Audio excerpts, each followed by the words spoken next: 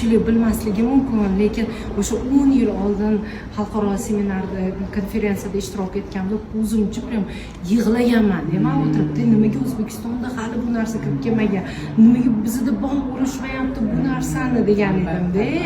Endi o'tyapmiz, beryapmiz, lekin bu fojia, bu haqiqatda asl ma'nosligini ota-ona ko'rsa, bilsa, bitta stoppa olsa, tormozni berib olsa, unda bolalariga ta'sir ko'rsatishi yaxshi bo'ladi. Millat uchun bo'lgan xizmatimiz inshaalloh. Nima deydi, ota-onani tushunishi, mana biz albatta ota-onani yig'ib beringmaydi. Albatta yig'ib beringiz. Chunki ularni tushunishi bilan millat o'zgaradi. Shunaqa, to'g'rimi? Lekin hali yana bitta seminarimiz bor. Ota-onalarga aytdim bu narsani, e'lon qildim. Unda endi tarbiya bo'yicha eng muhim elementlarni xudo xolisa beramiz. Boringizga shukur, ilmingiz ziyoda bo'lsin.